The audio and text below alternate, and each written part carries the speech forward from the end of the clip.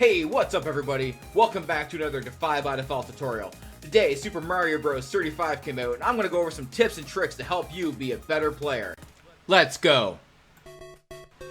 Okay, first thing I want to talk about is just some basics of the game. So, you start the game with a mushroom all times, no matter what level you start and no matter where you start. Your goal is to get a power-up as quickly as possible. You want a fire flower basically at all times. The reason for this is every time you recollect a power-up that you already have, you gain 15 seconds on your timer, and if your timer runs out, it's game over, you've lost. So maintaining your power-ups is super important, and having the fire flower also gives you the added bonus of being able to take out all the enemies that your enemies are throwing at you. So every enemy you take out, that's extra time on your timer as well. When you kill an enemy, that enemy actually goes to someone else's screen. Whoever you're attacking, that enemy gets added to their screen. When you're looking at the levels, any enemy that's been thrown at you is shown off as in a like kind of monochrome black and white sort of gray enemy. So any level that's in color, that's part of the level normally. But if you see an enemy that's not in color, that enemy is actually something that is thrown at you by an opposing player trying to attack you. Additionally, you want to collect the coins because these allow you to use the power-ups. Power-ups cost 20 coins each, and they are random. You can get a POW block, a mushroom, a fire flower, or star power.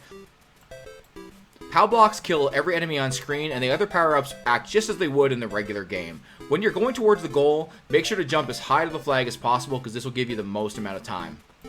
In the castle levels, I like to make sure I'm making very deliberate jumps. I'm less likely to just kind of run and gun in these levels because these are where I'm more likely to fall off a platform and die from platforming errors more than I am from an enemy because there's not a lot of enemies in these unless they're sent to you. Luckily, it's a short corridor and you can actually take the enemies out pretty quickly with a fire flower.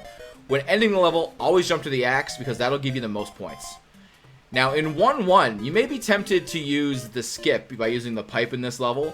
It's kind of like the speedrunner trick. You go in the pipe and you exit to the end of the level. But do not do that. The reason is, right here, there is a 1-up.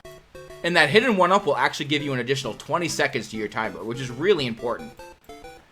And like I said before, collecting power-ups you already possess adds an additional 15 seconds to your timer. So collect every power-up you come across. Even if it seems like you're going to spend time getting it, the time you spend getting it is probably going to be less than the time you get from actually collecting it. 1-1 and 1-2 both have a lot of power-ups in your path that you can just easily collect, so make sure you grab them all because they will add a lot of time to your timer and you definitely need all the time that you can get. 1-2 is probably my favorite level in this run because it's actually one where I find that people spam a lot of enemies towards you and you can easily knock them off with a fire flower, so try to have a fire flower, and if you don't have one, there's 2 in the level you can easily get if you have a mushroom. Or if you have nothing, you can at least get 1 by midway through the level. And take out as many level enemies as you can to collect the extra seconds that they give you from killing them with the fire flower. Now at the end of the level, I always choose to take the warp path. If I do find myself in 2-1, which usually happens because I started there, I always take this vine up here.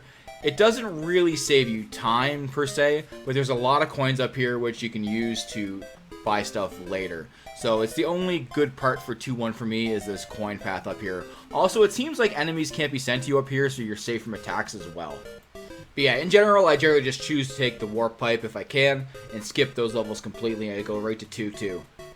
This road has allowed me to collect a lot of extra time, and I usually find myself with a lot of time at the end when I do win, and I have won many times using this route. This game is a ton of fun. I've been really enjoying it since it came out, and if you're having trouble getting that first win, hopefully this guide can help you get there. Good luck. Number 1.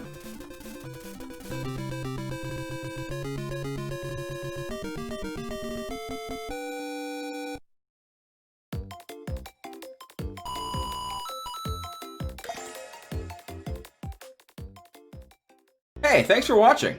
If you enjoyed that, be sure to like the video. And please consider subscribing to see more content like this in the future. Remember, you can catch me live most nights at twitch.tv/DefyByDefault, and you can follow me on Twitter at DefyByDefault as well. See you next time.